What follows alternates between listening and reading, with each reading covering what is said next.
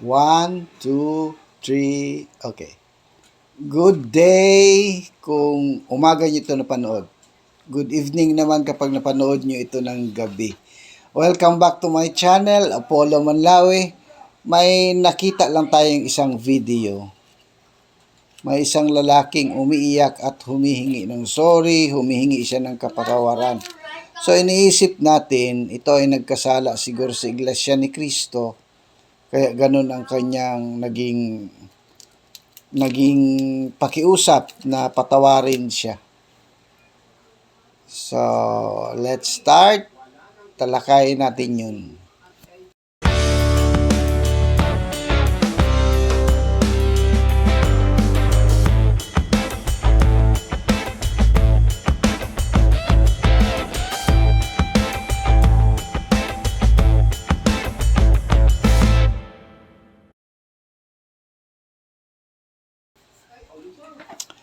May mga tao kasi na masyado ng mababa yung tingin nila sa iglesia. Kung makasalita sila, masyado ng mapanglait sa iglesia. Ang iglesia naman ay hindi nang iinsulto ng mga tao. Wala naman tayong ginagawang ano paman. Sa mga nakakita nating mga post, wala tayong nakikitang iglesia na totoong iglesia ni Kristo na nang iinsulto ng kahit kanino man. Walang iglesia ni Kristo na nang iinsulto sa mga politiko. Nagpapahayag lang tayo ng katotohanan. Nagkaroon ng mga rallies ang iglesia ni Kristo para sabihin lang kung ano yung katotohanan na gustong ipaalaala ng Iglesia ni Kristo sa ating pamahalaan.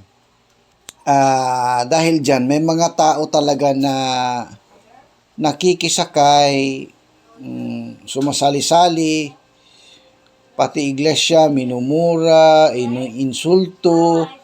Itong tao na ito parang napadaan ito sa aking wall nung mga nakaraang buwan na siguro. Nakita ko may FU sign siya para sa Iglesia ni Cristo. Yan ang sinasabi niya parati. Parang naghahamon siya ba? So, siguro napuno na rin yung mga kapatid kung saan itong lugar ang lalaking ito. Napuno rin yung mga kapatid. Yung kinasuhan na yata ito. Mahirap pagkasuhan ka ng Iglesia ni Cristo kasi kapag kasuhan ka ng isang kapatid, marami ang magkaso sa iyo. Mahirap talaga. Kaya payo natin sa mga vloggers dyan, gusto ninyo ng views, mag-vlog kayo ng mabuti. Wag Iglesia ni Cristo ang banggain ninyo. Kasi yun nga, dalawang magka-interes sa inyo. Yung mga demonyo na kalaban ng Iglesia ni Cristo, magka-interes din sila sa inyo. Maaring ipatumba nila kayo o ano paman para ibintang sa Iglesia ni Cristo. Ang maaring mangyari naman ay kasuhan kayo ng Iglesia ni Cristo. Kasuhan kayo ng mga kapatid sa loob ng Iglesia ni Cristo. So, mahirap. Nilalagay nyo ang buhay nyo sa mahirap na kalagayan. So, pakinggan natin ang lalaking ito. Humihingi siya ng paumanhin. So, pakinggan natin.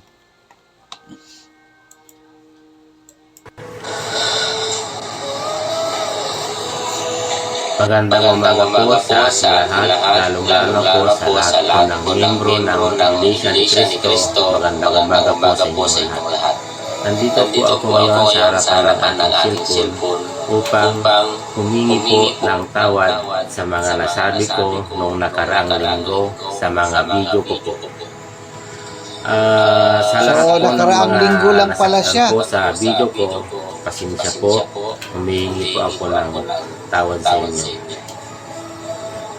At hindi na po mauulit yung Baka yung nakita kong post na nauna, isa lang yun sa mga videos niya. Baka mas marami pa ito siyang videos na ginawa. So, pagpatuloy natin. Nawa ko po, kasi po, napag-isipan ko po na mali po talaga yung ginawa ko. Mali po yung mga lumabas sa aking bibig na pagkutya po sa inyo, sa mga membro po ninyo na Iglesia ni Cristo. Muli po, humihingi po ako ng tawad sa inyo. Sorry po talaga. Taos puso po ako talaga humihingi po ng tawad sa inyo. Sorry po. Sorry po, sorry.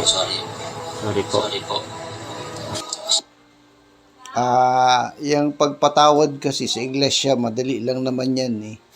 Pero kasi pag naisampa na yung kaso, ewan natin kung iatras pa ba yun. Ang hustisya na ang bahala sa iyo. So ituloy natin. Sorry po. Nagkamali lang po talaga. Sorry po. Hindi ko na po ulitin yung ginawa ko po.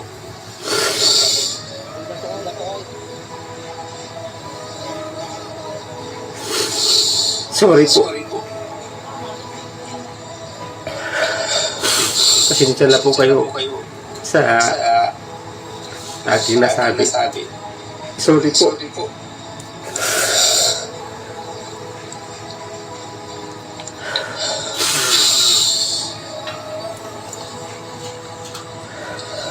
Sa mga nagalit po sa aking video, sorry talaga po.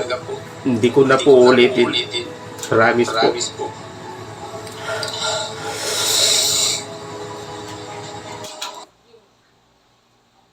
Yun na, kasi minsan kasi hindi tayo magsalita ng mga bagay na hindi naman totoo. Ginaya-gaya mo lang yung iba. Ang iba naman, nadala ka ng iyong emosyon. Wala namang ginawang masama ang Iglesia ni Cristo. Ang ginawa ng Iglesia ni Cristo ay nagsasabi lang kung ano ang totoo. Sinasabi lang kung ano yung nakasulat sa Biblia. Sinasabi lang yung kung ano ang batas talaga na nandoon sa batas.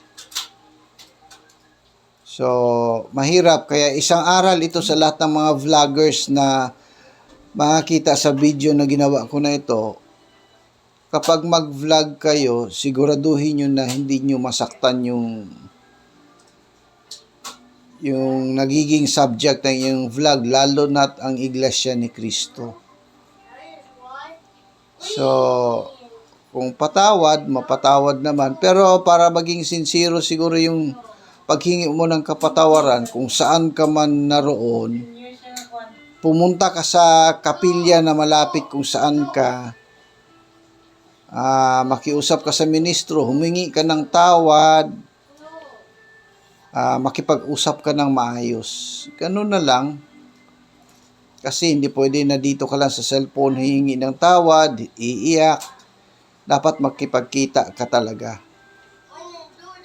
So hanggang dito ang ating vlog. Sana po magustuhan niyo ang ating video. Please click like. Tapos, pwede pa-subscribe naman dyan. So, have a good day, everyone, or have a good night.